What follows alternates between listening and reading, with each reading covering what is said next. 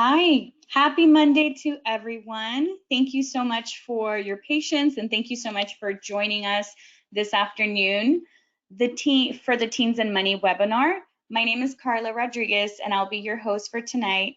I'm one of the representatives here with Los Angeles Police Federal Credit Union. Today's webinar presenter will be Lori Upchurch. She is a balanced financial educator and presenter.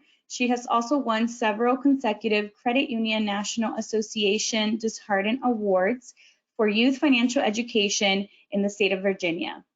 Additionally, she holds a certified credit union financial counselor designation and has a passion for helping others take control of their finances through creating and revitalizing their personal budget.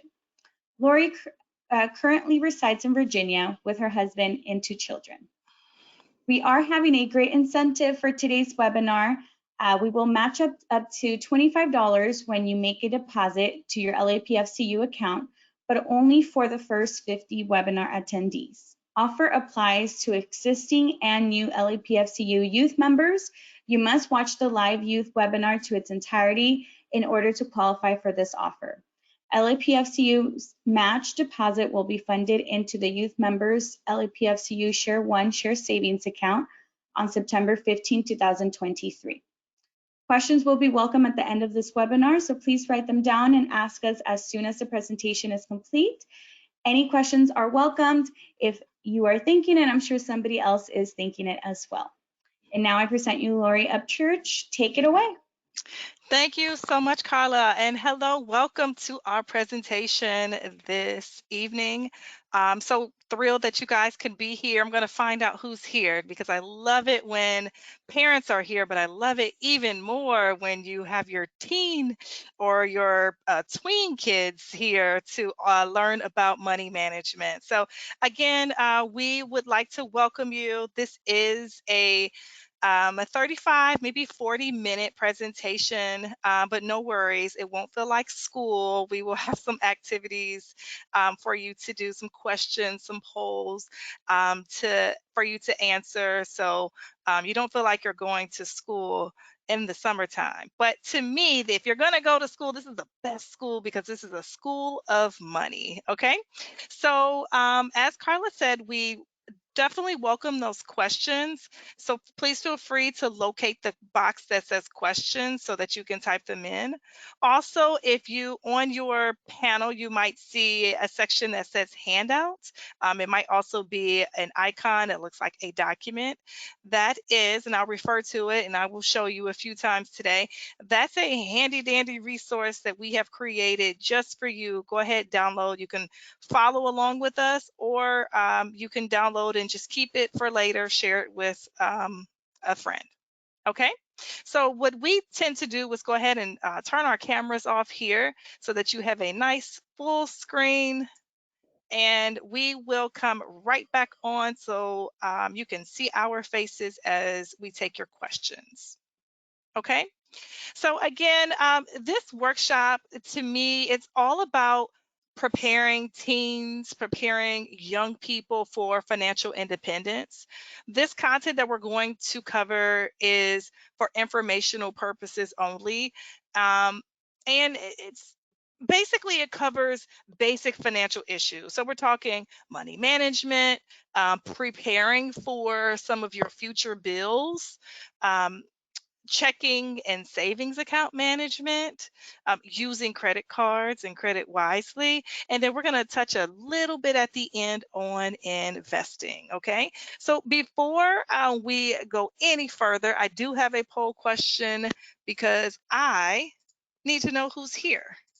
So I'm going to launch this poll right now, and you should see a poll come up on your screen. You can go ahead and click or tap depending on the device that you're on, and go ahead and vote. The question is, how would you describe yourself? Are you a teenager, age 13 to 19?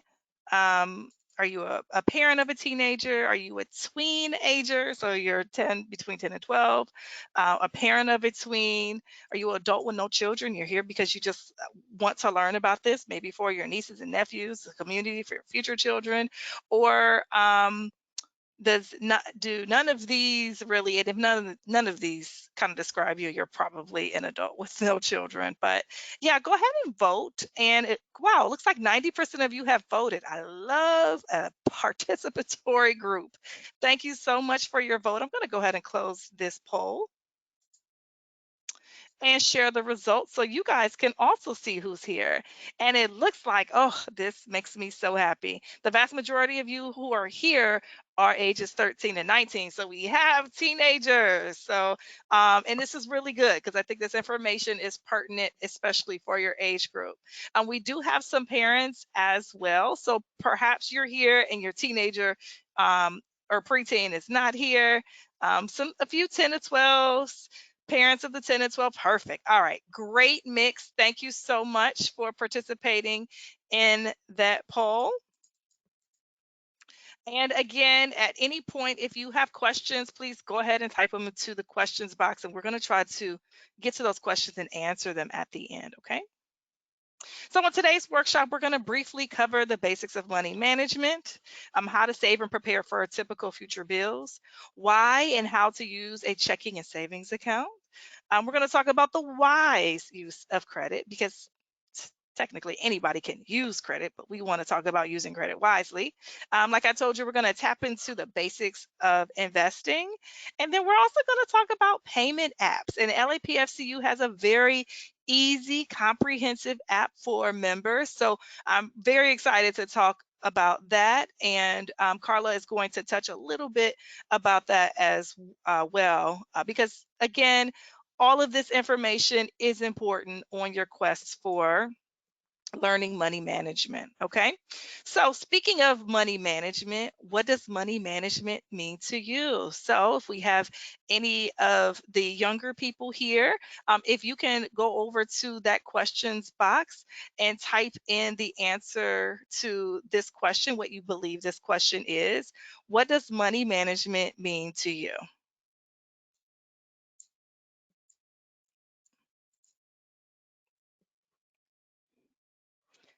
So again, what is the terms money management? What does it mean to you?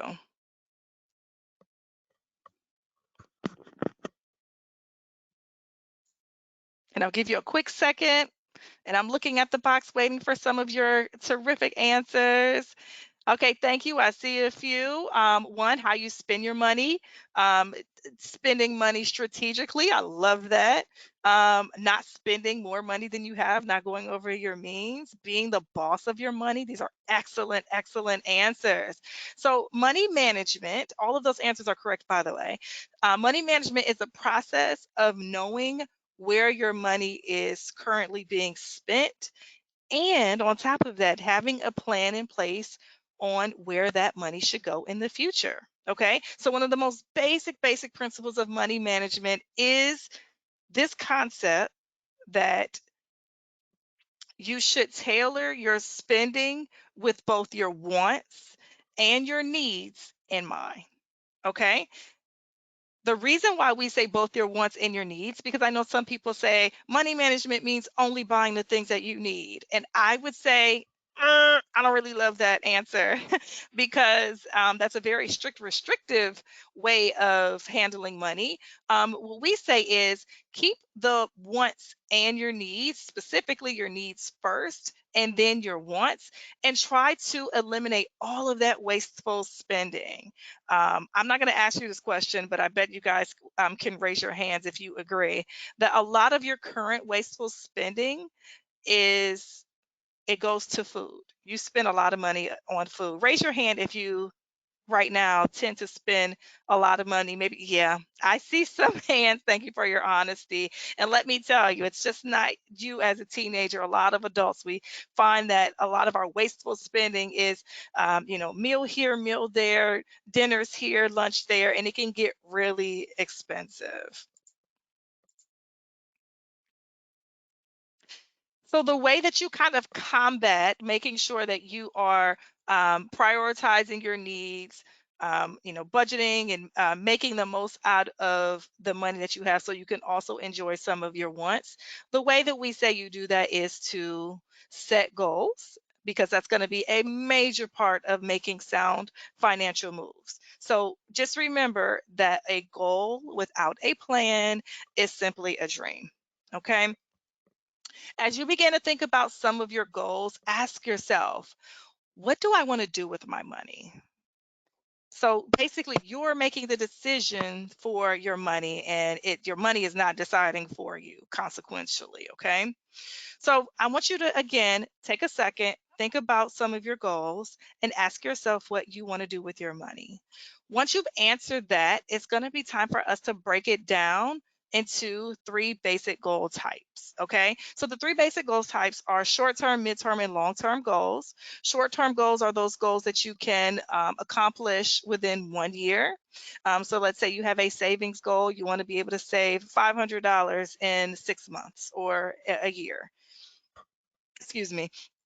So that would be a short-term goal. It does not have to be a savings goal. It can be a goal of something that you want to purchase. You need to purchase a new laptop, and you want some kind of, super laptop that your parents aren't willing to purchase, but they say if you can buy it with your own money, then that could be a goal towards that purchase. Midterm goals are goals that you will accomplish between 1 to 5 years. And then long-term goals are goals, anything that's above 5 years. So whether you're saving for it for 5, 6, 10 years, for adults, for your parents, when they think of long-term goals, 5 years or more out, they're likely thinking about either your education, perhaps college education, or their retirement, right? That's something that might be, if they're lucky, less than 5 years. But that might be something that is 5 years or more out. So they have to make goals so that they are able to do that successfully. Okay. Keep in mind that goals are specific and they are measurable, and dreams are vague, right? So, what I like to do is just go to your handout. And this is that handout that I mentioned. I'm going to zoom this in just a little bit more so it's not small. And if this doesn't work for you, again, go ahead and download it from that handout section and you can view it, not on my screen, but on your own. Okay. So when you're creating your goals, you can use this really helpful worksheet. It's the financial goals worksheet. It's on page 2 of that handout. And remember, I told you those goals, short term, less than a year, 3 to 5, over 5, you would put those in each of the sections. So I would like to take a goal, any goal, and we're going to break it down so you understand how to use this financial goal chart. Okay, so someone in the questions box, if you can tell me a short-term goal that you have, a short-term financial goal. It can be to purchase something. It can be a savings of something. Okay, so once I get a good suggestion in the questions box, I'm going to use that and we're going to break it down together.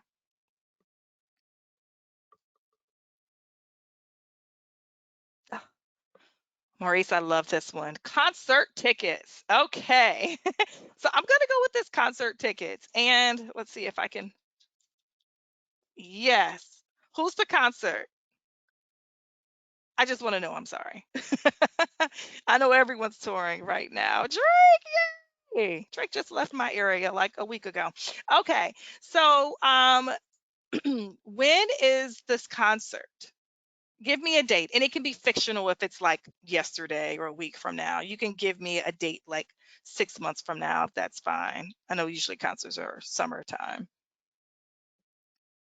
Okay, so we're going to do a target date of 3 months. So let's say July, August, September, October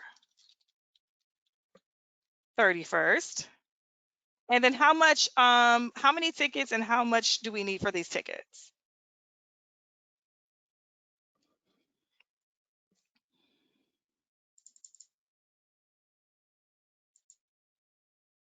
I know they're pretty steep. I'm going to say $200 because concerts are are not cheap.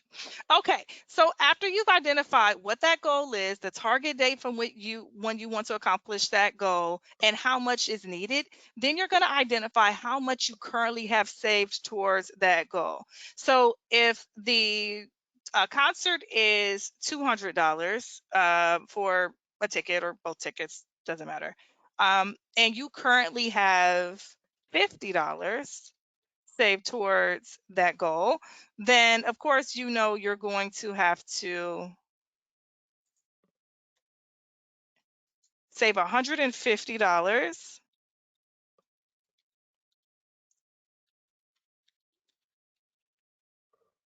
within the next 3 months.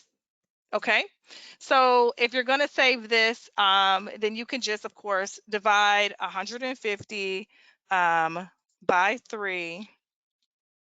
So you have $50 per month you have to save. Right? Does everybody see what I did here?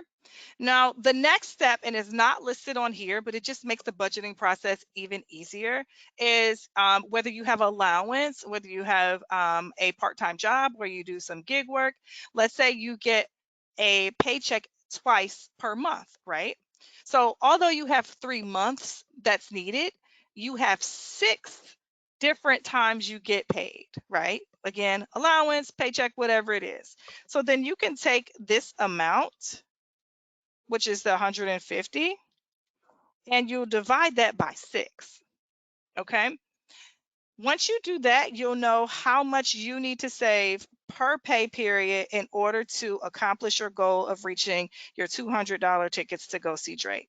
Does everyone understand that? Is that pretty self-explanatory? $25 per pay period. Okay. Awesome. Okay, so it's just that simple. If you like, if you have that sheet still up and you want to break down one of your goals that same way we just did it together, feel free to, especially if you are really good at multitasking. Because next, I'm going to talk about budgeting. So the most important aspect of budgeting is this: your expenses should never exceed your income. Okay, that would be, as one of our participants said earlier, living above your means. Your means is your income, your expenses would be spending, buying way more than you should. Okay, so in order for you to budget, you can use a number of sources. Identify your expenses and your income. You can do it by writing it down using a pen and paper. You can use a computer spreadsheet like Excel, use a budget template, so many of those online that you can find, or you can use budgeting software. So LAPFCU has a money management tool that's available in the mobile app. And you can also utilize that money management tool if you're using online banking. So again, and we're going to get into, those different accounts and stuff that will help you utilize those different kind of perks, I like to say, of membership. Okay. So when it comes to income, how do you make money? How many of you have income now? If you can raise your hands. Okay, I see a few hands that have gone up.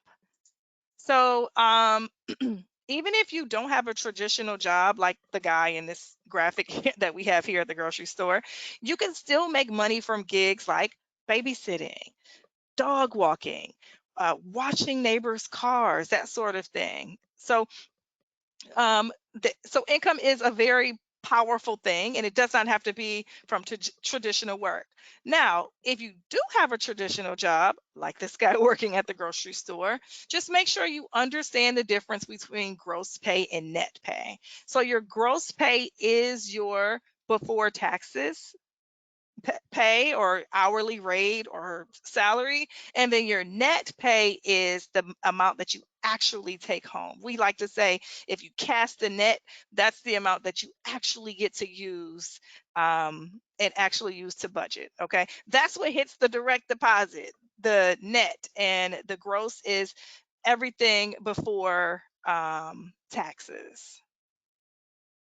Okay.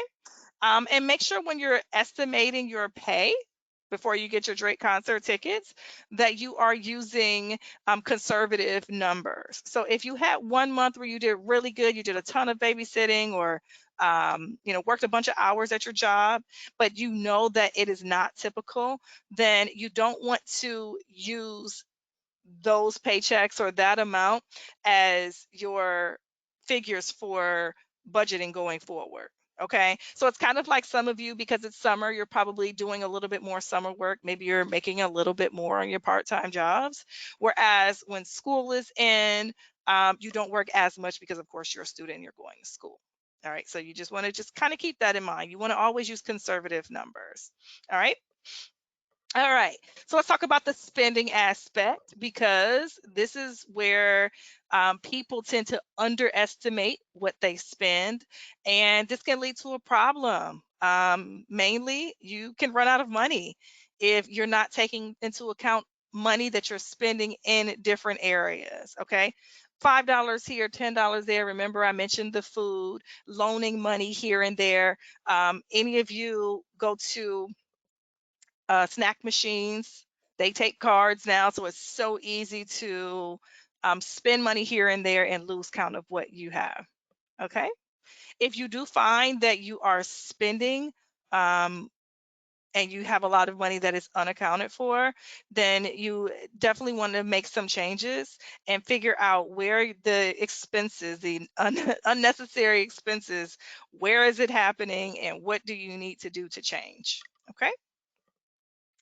All right, by a show of hands, how many of you are going to move out of your house someday?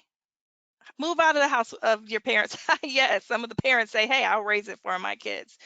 Absolutely. So just know that leaving home and living independent, well, that also comes with some expenses and some responsibilities. I think the young people nowadays call it adulting, because when you have to pay all of your own bills. So just keep in mind that when you move out, you'll have things like um, moving out costs.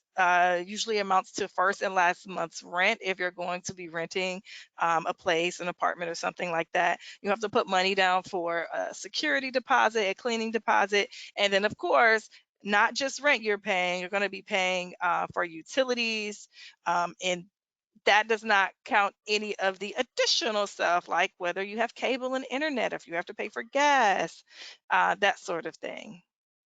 Your cell phone, your gym membership, all those things, of course, you guys know they add up. Now, before I move to the next slide, raise your hand if you'd like to own a vehicle someday. Perfect. I see all the hands coming up. Good job. Okay, perfect. So, the main thing about buying a vehicle is really knowing how much you can afford. And how much you can afford is not based on just, if I have enough money to put gas in this vehicle. Buying a vehicle means possibly a monthly finance payment. We'll talk about that in a second. Insurance payments, maintenance and repairs. I mentioned gas or electricity, depending on the type of vehicle you get, and parking, depending on where you live, if parking is required.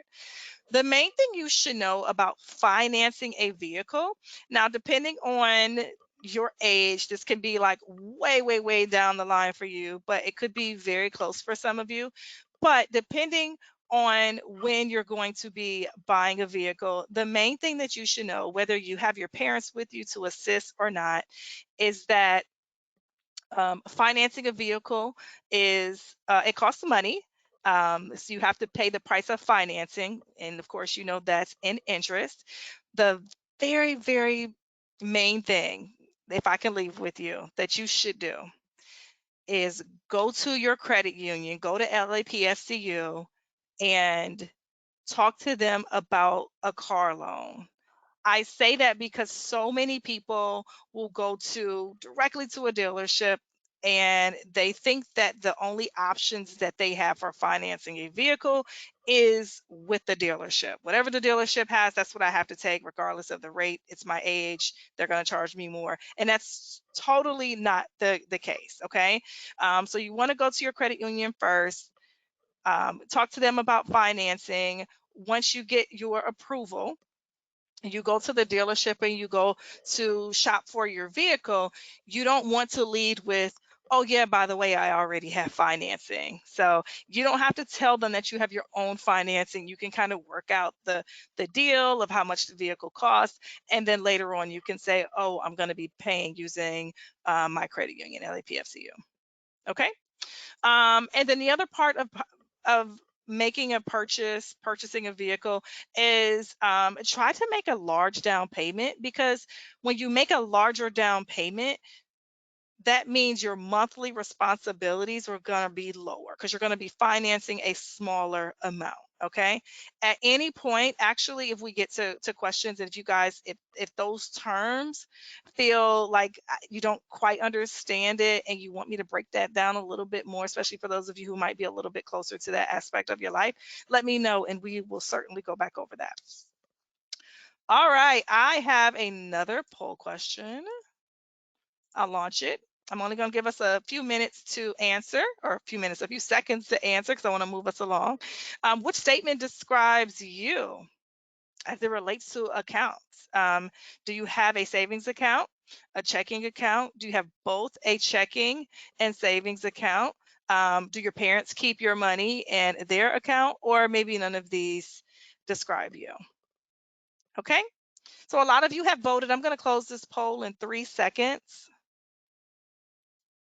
And that's our time. So I'm going to close this poll and share the results. And this is awesome. Okay, so the vast majority of you both have a checking and savings account. Excellent. 21% have a savings account. 29% say their parents keep their money for them. And then 7% of you say this, none of this even applies to you. Good. Okay, so what do I want you to know? Having your own checking and savings account, and honestly, just starting out with your own savings account at the credit union, at LAPFCU specifically, and parents, if you're on and you're listening, this is probably the very first step to money management. So really teaching your teenager, your tweenager, and even if you have a younger child, just the art of savings. Okay. Teaching them how to put money away at their very young age. So saving can be a habit by the time they get older and they start to earn their own dollars. And we're going to go into the checking account specifically. But what I do know is that all ages can get an LAPFCU savings account. So when I worked for credit unions, we had minor accounts that were as young as 1 year old, even younger. So again, it's never too early to get them started. And then as it relates to checking, at age 14, you can get a checking account. Okay, so again, if you said, my parents keep all of my money in their account, this is a good time. This is a great time for you to go to your parents and say, you know what, I think I'm ready to start managing my own money and having my own account. All right. Okay, so managing a checking account. So it's a reason that you have to be 14 to have a checking account, and that's because it's a huge responsibility. And the first thing you need to do is always know how much money you have in your account. All right.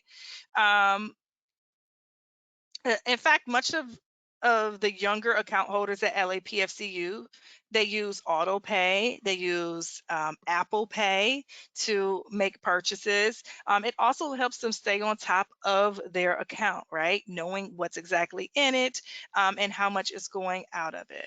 This is going to help prevent things like overdrafting, overdrawing the account. It'll help you keep track of the deposits. If you use ATMs, pulling cash out of the ATM, any fees associated with it. So another really good thing about using that app is that you can set up alerts. This is my favorite thing right here. You can set up text alerts, emails. So anytime there's a withdrawal that is above the amount that you that you select. Like you don't, anytime there's a withdrawal that's over $50, then you'll get an alert like, hey, this has happened. So also a really good way of protecting yourself against fraud. Okay. All right. Before we get to, I need to make sure you guys aren't asleep. So I have a quick pop quiz. And actually, it's not over anything we've covered yet. It's about what we're going to get to. And this is a question because I just want to see how much you know about this before I go into it. It's a quiz question, and it is, how does a credit card differ from a debit card? So go ahead and answer. I have a bunch of really intelligent people here today. Parents, don't help. A bunch of intelligent teenagers. I'm going to go ahead and close this poll in 3 seconds. And I'm closing the poll now. Only so you can see that you guys are the smartest group ever, because all of you are correct. 100% of you who voted, you are correct that credit cards are small loans. And no, it's not big bank sort of thing. Some people believe that. When you open a checking account, you will be issued a debit card. So I wanted to go over the differences between a credit card and a debit card before we got to the credit card. So that debit card, and actually I've learned that LAPFCU does not do ATM cards anymore, only issue debit cards. So with a debit card, you can use at ATMs, you can use at stores and kind of swipe. And that money is going to come automatically out of your account. Some tips that you can use is memorize your PIN number, never share that card information, and contact your financial institution immediately if that information, if the card, anything has been lost or stolen. Something that I saw the other day, I thought it was super cute. It says, treat your PIN number like your toothbrush. Change it often and don't let other people use it. All right, but it's clever, but it's true, okay? So let's talk about these credit cards. Again, they are like short-term loans. The way that they differ from a debit card is that the funds from a debit card comes directly from your checking account, whereas funds that you utilize off a credit card is going to be, again, a short-term loan that you get from LAPFCU, and there's going to be an expectation that you are going to repay in full. And the way that you can kind of make sure that you're doing that is, and we're going to talk about my first Visa because that's the product that LAPFCU has. And actually, Carla's going to talk a little bit about that before we get off today. But main thing you need to know is the credit union is going to expect you to repay that short-term loan in full, maybe not all at once, but for sure, based on a percentage and the amount that is listed on that bill. Okay. You can pay less than the full balance, but make sure you always pay the minimum. If you don't pay the full balance, just know that whatever is remaining is going to be subject to interest, and it's going to carry over as long as there is a balance on that card. Okay, so credit cards. So how you treat credit cards and other types of credit, it matters. And your credit history, it does follow you for a long time. I'm sure once upon a time someone told you, and you are totally in belief because honestly it's true, that your GPA, you want to make sure that you are taking care of it, meaning that you're continuously making good grades, because once your grade point average drops, it is not the easiest to try to get back up to where it dropped from, right? And I would say that the same could apply for your credit history and your credit score, okay? So the three credit reporting bureaus are Equifax, Experian, and TransUnion. On your credit report, you'll see things like the different creditors and the accounts that you have, if there were any late payments, if there are any accounts are in collection. So an account will go to a collection after continuously failure to pay. All right. How much you owe on that particular credit, the limits, and any debt related lawsuits like bankruptcies and judgments. Okay. You can check your, and actually, I read something very recently that if you are 16 and you have never had, you and your parents can do this together, you've never done a credit report check, then at 16, it's a really good time to start doing it. Of course, it might seem like an unnecessary thing to do because your child or you don't have any credit, you've never done anything that has given you credit. But the main reason why you want to do it is you want to make sure that there are no credit report errors. And you also want, it's a defense, I would say, for fighting the scammers.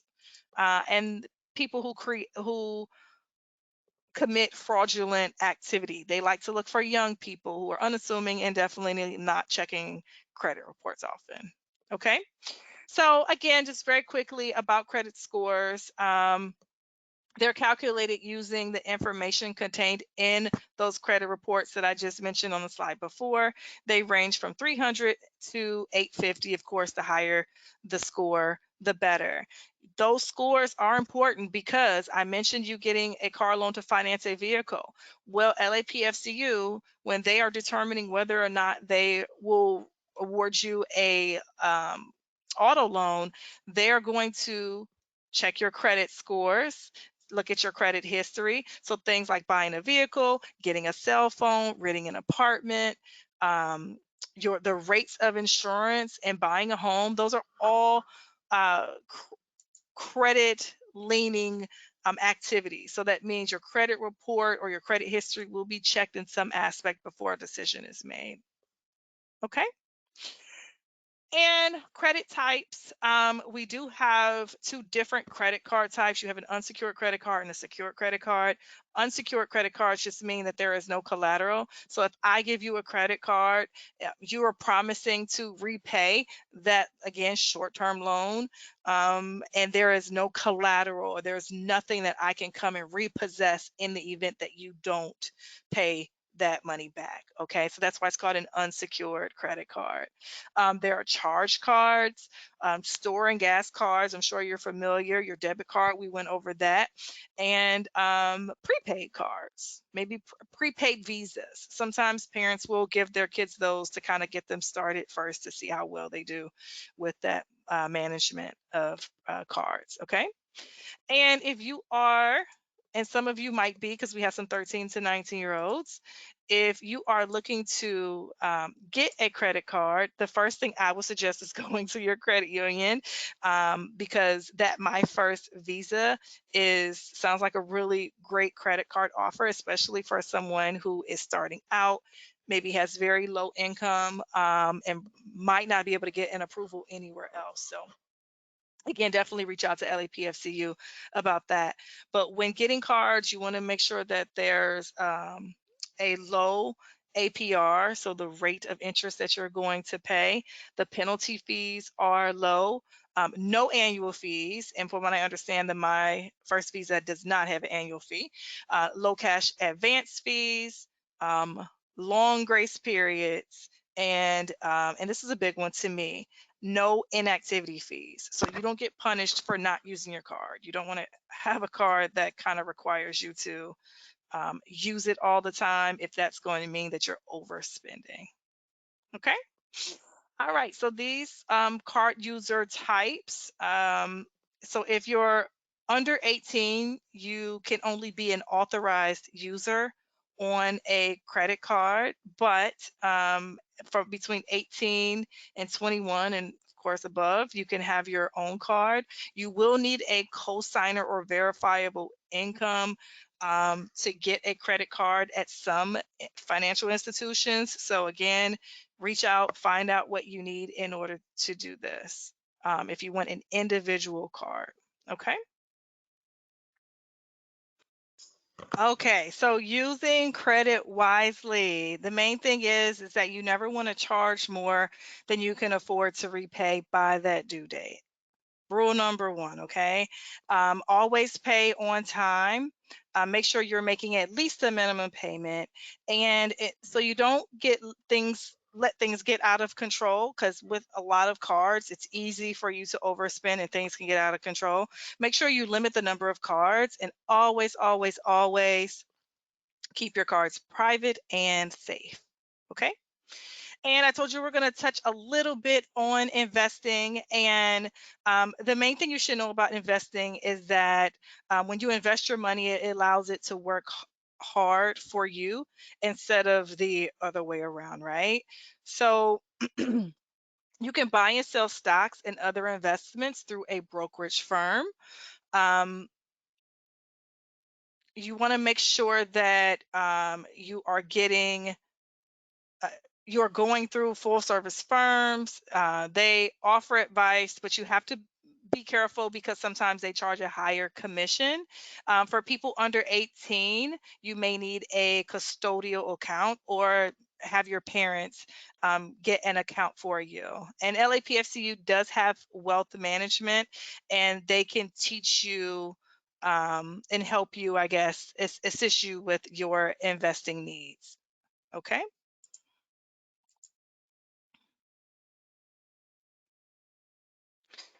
One thing that you should make sure that you know that when it comes to investments is that um, depending, you can be really risky when it comes to investments, or you can be very conservative. Just understanding how they work and making sure you are in control of any type of investments that you are taking part in. So, as it relates to stocks, the term stocks is a percentage of ownership in a corporation. So, you take Apple, for example. If you buy a share of stock for Apple, then it is representing a percentage of the ownership of that corporation. All right.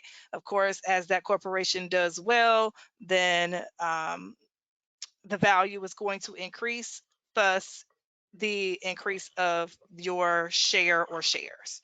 A bond is a loan to a company or to the government. Let's see, generally you receive the principal at maturity of the bond and the interest periodically while you're holding the bond. Okay. Cash equivalents. You might be familiar with these. We talked about savings and checking accounts, CDs or certificates of deposits, share certificates, money market deposit accounts, money market mutual funds, and U.S. Treasury bills. So these accounts, these cash equivalents, are a safer investment option. Nonetheless, they will help you multiply. So we talked about those goals, 3 to 5 years, 5 years more, midterm and long-term goals. These, you want to think about investing your money for goals that are a little bit longer, right? And the main thing you should know about investing is that you should start as soon as possible because of the value, the time value of money. Specifically, I'm speaking of compound interest. So the term compound interest just means interest on interest. Right. So if you have a lot of years of interest on interest, you'll have money that's making money for you that you didn't necessarily contribute to an account. But because you did that when you were like now, 13, 14, 15, by the time you're like 40, 50, 60, then you would have realized a lot of compound interest along the way. Okay. You do want to make regular contributions, and don't take out anything until you've reached your final goal. So you don't want to take it out because you feel like, oh, it's just, I don't want to lose it, or I don't want to, like, of course you want to monitor it, but you want to try to get to your goal before you pull that money out. It's very tempting, I know. And this is just about harnessing the power of time. And you can see on this chart, I believe you have this available on your handout too, if you want to take a closer look at what $2,000 a year in an investment with a 9% return can mean if you start in 15 years, or if you wait and start in 30 years. Okay, so you can see that big difference in gap, and that all is going to be based on that compound interest and the time value of money. And just a quick recap before we get to questions and before Carla talks to you. You want to make sure that this was a start, and I know it was a lot of information. I hope you guys got some things that you can use, but over time, you want to continuously learn as much as you can as it relates to personal financial education. There's so much to learn. I'm still learning as I continue to age and things change, and my goals and for my family change. So you want to continuously do so too. Also learn from your mistakes. I say learn from other people's mistakes as well. I can tell you, I've heard a lot of, you know, credit gone bad issues because, went to college and a lot of my friends got credit cards and they, racked up a lot of debt early. And guess what? I learned from their mistakes. I didn't have to make the mistake myself to get the lesson. And then finally, because for some of you, this may have sound like super, super serious, and I hope it wasn't scary, because to me, money is really fun. You can enjoy it. You can enjoy investing and making it grow and creating goals and accomplishing goals. Like all of that is in your wheelhouse, as long as you, again, continuously learn about it and make good decisions. Okay. And then Carla, I know you had some information. I know I teased it a little bit that you wanted to share with everyone. Yes, thank you so much, Lori. All right. So I love that video, by the way. That's my favorite. But with LAPFCU, we have some incredible products and services that can help you achieve and follow the goals that we have been learning about tonight. So we also have representatives to help you navigate with your financial plans. You can actually have a youth savings account from the ages of 0 to 12. We do have that youth savings account ready for our young members. As long as you have your social, you are able to establish that membership for your minor. We also have our youth checking account. When your minor reaches 13, they will be able to open that youth checking account. It will require both savings and checking will require a joint to be added to this account. That youth checking will give your minor the opportunity to have a debit card. That way they can utilize it, and you can go ahead and teach them how to utilize it in different places. We also have our SWAT share certificate. This is a mini share certificate that can be opened with just $100, and it's just a really great way to investing. Just what we spoke a little bit about today about investment, you'll have the opportunity to do that. If you are not a member of LAPFCU just yet, you actually can open up your membership with your just $5, which is really great. We don't have any fees for our membership. And then on our website, we do have a youth education site just for our youth members.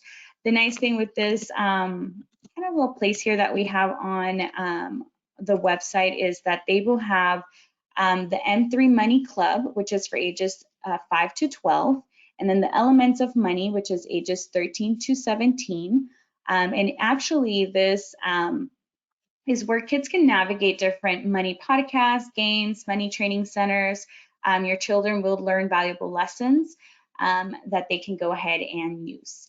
And it gives them tips for adulthood for those teens that are ready to, kind of go into that adulthood.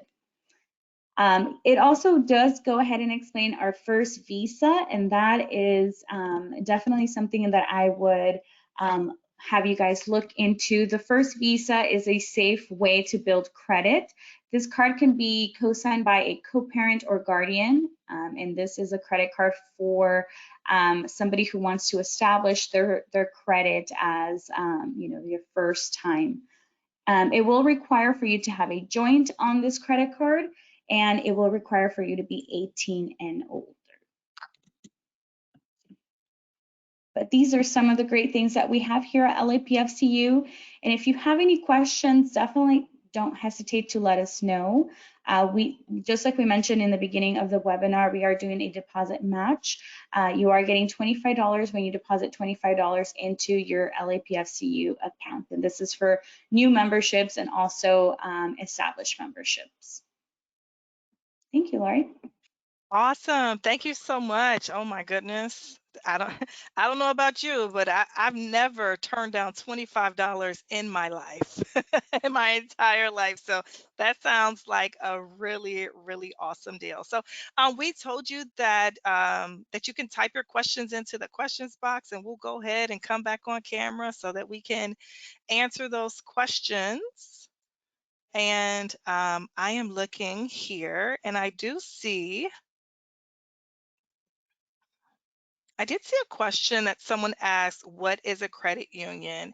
And Carla, I'm happy to answer this question unless you'd like to. Yes, go ahead. I can chime in as well. Okay, so just again, a little bit of background history from me. Um, I have worked and supported credit unions for many years. A credit union is like a bank. It is a not-for-profit cooperative extension. Basically, the differences between credit unions and banks are that we pretty much offer some of the same products and services. We talk about checking accounts, savings accounts, credit cards, all those things. I talked about like the wealth management. The difference is that when credit unions make profits, they pour the profits back into their membership by way of lower rates on loans, higher dividends on savings accounts. When a bank makes profits, they have to feed their shareholders. so, so the great thing about credit union membership is the fact that when you do your business with credit unions, you are also like doing business for your community, and you are kind of it's pouring right back into you and your family essentially. So Yeah, you there you go. covered everything. Absolutely. Yes, I love credit unions. Okay, let's see. I got Maria, I a, do have, oh, I'm okay. so sorry. Oh, did you? I see another question Oh, yeah, go ahead. about payment apps. The Mhm. question is, do you think it's safe to use payment apps? And I think that's a loaded question. Carla, if you want to answer here as well, there are some payment apps that are particularly really good in terms of security. And I'm thinking you're talking peer-to-peer payment apps, so Cash App or Zelle or I think PayPal has one as well. Some of them have really good security, but some of them, the main thing that you want to keep in mind, because I know a lot of parents will use these apps in lieu of actually opening an account with like the credit union or a bank. You just have to be careful because the safety features that, for example, LAPFCU has on their accounts, um, the NCUA insurance, that they have on their accounts. Some of these payment apps don't necessarily have that, which means if your money is stolen, then you may never get it back. Um, so yeah, that's what I have. Did you want to add anything to that? Yeah, and just really doing your research exactly of, how you're protected with that specific company. And then also just go ahead and log in into your, your mobile application, because here with LAPFCU, you're able to actually have Zelle already incorporated into your mobile banking. So that way you're utilizing that already from your secure network, and you can actually just do it all in one place. And thank you for that. I wasn't sure if you guys use Zelle, but I can tell you that Zelle is ranked the top as it relates to payment apps for their security. Um, so yeah, that's really good answer. Let's see, do we have another question? I do see one here that says, how do you start an emergency fund? Oh, okay. So the thing about an emergency fund is you have to determine like how much is needed. But we like to say that contributing, even if it's a small amount, but starting contributions to that emergency fund is going to be how you actually build it. Now, for me, I am a firm believer in auto debit. If I don't see it, then I don't miss it. So those funds come directly from my paycheck and it goes directly to my emergency fund savings account. Okay. Um, but it's really going to be up to the individual in terms of how and how much. An emergency fund can be, some people will say $1,000 to have an emergency fund is good. For a teenager, I would say that's pretty good. Maybe as you get older and you start to maybe work a little bit more, then you want to have somewhere between 3 to 6 months of living expenses. So that's, we talked about a car, we talked about moving out in your own place. That's being able to cover all of your expenses anywhere from 3 to 6 months. Good. And then we have, how do you start a Roth IRA when you start working? Oh, good. So, this is a good question. So, when you start working, really, it's not like a one set place that you have to start a Roth. Anywhere where those accounts, I'm not, and Carla, you can tell me if LAPFCU has that product. Yes. The Roth. Okay. So when you start working, then then that makes it really easy then because you already have your account at LAPFCU, and you would just determine how you want to contribute to it and how often you want to contribute to it. So remember, the Roth IRA is funds that you're putting away. Just for anyone who's listening and not sure, IRA stands for Individual Retirement Account, and these are funds that you are putting away that have already been taxed. Okay, so that means you get a paycheck, and guys, regardless of where, and people miss this sometimes, I want to make sure um, if that paycheck is from a job, like remember the guy at the grocery store, or it can be for some freelance work that you have done that is not necessarily like W-2 or taxed work, it's still earned income. So it can be put away for retirement purposes. And there's also, I really wish we could get into this, but I know we don't have the time. But there's also, if you wanted to, your kids who are, have either these part-time jobs or they do this gig work, then you can set up a custodial Roth for them so that they can start putting a little bit of money away as early as now towards their retirement. Okay, but good luck to you.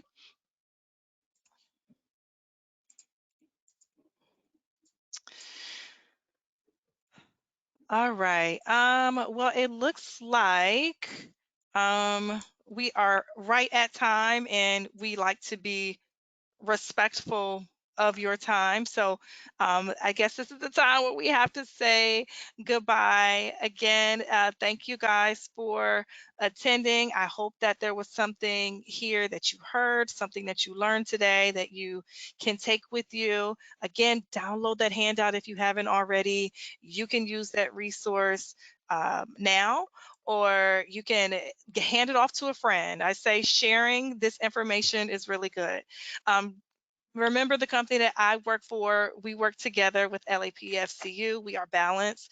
We're a nonprofit that offer services in terms of financial education, financial guidance, financial counseling. So some of the parents who are here on the call today, it's only for adults, but we do offer financial counseling services. So if you want to go to lapfcu.balancepro.org or use any of the toll-free numbers on the screen here if you are interested in getting some counseling. Okay. So, Carla, did you have anything Yeah. else? Thank you very much, Lorena. So I just wanted to let everybody know that this webinar will be available tomorrow on our YouTube page for you to access at any time. And if you have any additional questions or you would like to have your child start your membership with us, please do not hesitate to reach out to LAPFCU, and we are here to help you in anything that you need. All righty, guys. Have a good evening. Thank you.